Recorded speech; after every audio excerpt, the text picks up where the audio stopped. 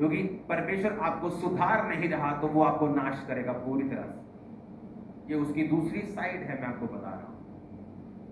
अगर उसने आप पर गिव अप कर दिया है ना, लोग बोलते परमेश्वर गिव अप नहीं करता, वो छोड़ दो इस बात को। परमेश्वर बहुत महान है। किसी पास्टर ने प्रीच किया और मुझे इतनी जलन हुई अंदर से। ये जो फेक लोग होते हैं ना, फेक पास्टर्स, फेक प्रॉफिट, ये वचन को भी तोड़ मरोड़ के अपने मुताबिक पेश करते हैं, क्योंकि उन्होंने अपने आसपास के जो लोग होते हैं ना, उनमें कुछ गड़बड़े करनी होती ताकि वो दोषी न ठहरे और सब उनको अच्छी निगाह से देखें। और उसने कहा कि परमेश्वर के पास आपके लिए प्लान्स हैं। If you fail in one plan, he has another plan. That's a biggest joke, rubbish. ऐसा नहीं है, ये बकवास है, ऐसा बिल्कुल नहीं है। परमेश्वर के वचन में मिलावट करनी बंद कर दो। परमेश्वर के पास आपके लिए एक ही योजना है, ओनली वन प्लान। अगर आप उस प्लान से फिरते हैं, उसके पास आपके लिए कोई दूसरा प्लान नहीं। प्लान एक ही है।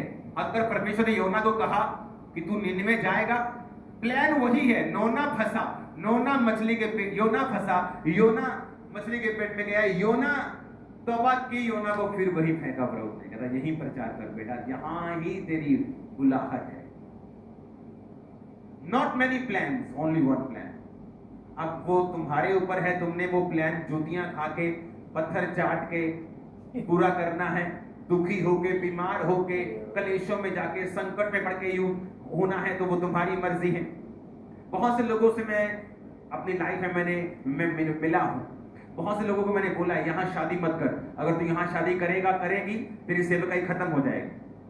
वो सेवकाई खत्म है आज उन लोगों की, टैलेंटेड लोगों की। उन्हें लगा वो अपने टैलेंट से नहीं, कॉलिंग से। और वो कॉलिंग परमेश्वर आपको एक जगह ही देता है, आप 10 जगह नहीं बुलाए गए। आप वो प्लान मिस करते हैं तो आपके ऊपर है। आप उस प्लान पे स्टक रहेंगे सालों साल। वो सालों साल वेट करता है। 20-20 साल मैंने लोगों को उसी पोजीशन पे देखा है, जहां गिरे वहीं पड़े रहे, जब तक उन्होंने फैसला नहीं किया हां हम वापिस जाएं उसी ग्लोरी। अब आपके ऊपर है। आपको प्लान समझ आ गया कि परमेश्वर मेरे को अंश अंश करके बदलना चाहता है। उसे दिक्कत नहीं आपकी लाइफ में बड़ा गुनाह है, छोटा गुनाह है, बड़ा भारी, आप बार बार गलती कर रहे हैं, उसे प्रॉब्लम नहीं है। वो चाहता बस उसे खत्म कर दो, अंश बदल जाओ, दैट्स इट। वो कोई भी गलती हो सकती है, उसे छोड़ दो।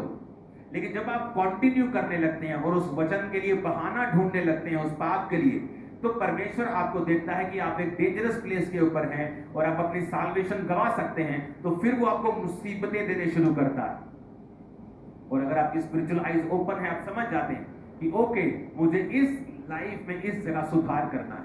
और कई बार परमेश्वर आपको लगातार, पवित्र आत्मा आपको बोलता रहता है ये काम मत करो, इस काम को कम कर दे, इस काम को खत्म कर दे, और आप नहीं सुधरते हैं। आपका स्टेप होना चाहिए। ओके, अगर आप मोबाइल पे ज्यादा समय व्यतीत करते हैं और पवित्र आत्मा आपको रोकता है, तो आपका फर्स्ट स्टेप होना चाहिए कि ठीक है, आज मैंने 3 घंटे बिताए, कल से मैं 2.5 बिताऊंगा, एक हफ्ते बाद मैं 2 घंटे बिताऊंगा, 1.5 घंटा, एक हफ्ते बाद 1 घंटा, मैं नीचे आऊंगा, मैं बेटर होऊंगा हर डे, एवरी डे। परमेश्वर देखता है आपको, ओके ये आदमी सुन रहा है, ये औरत सुन रही है, ये अंश अंश करके चेंज हो रहा है। तो परमेश्वर की योजना बनी रहती है कि वो आपको एक स्थान पे लेके जाना चाहता है। अगर दाऊद उस ग्लोरी तक पहुंचना चाहता है जो 16 साल में डिक्लेयर कर दी गई थी, मान लो, और 20 साल तक भी उसकी लाइफ में नहीं पहुंची, क्यों? क्योंकि दाऊद की जिंदगी में अभी तक वो बदलाव नहीं हुआ। जब परमेश्वर ने देख लिया अब दाऊद इस काबिल है, इस ग्रेस को हासिल कर लिया है कि ये उस कुर्सी पे बैठ सकता है, तो भी उसको पूरे इजराइल का राजा नहीं बनाया, एक गोत्र का। कौन था गोत्र? वो कौन सा गोत्र था? कौन से गोत्र का राजा बनाया गया था उसको? यहूदा, एक गोत्र का। अभी 12 गोत्रों का राजा नहीं बनाया, पूरे इजराइल का नहीं, एक गोत्र का। 37.5 साल बाद पूरे इजराइल का राजा बना।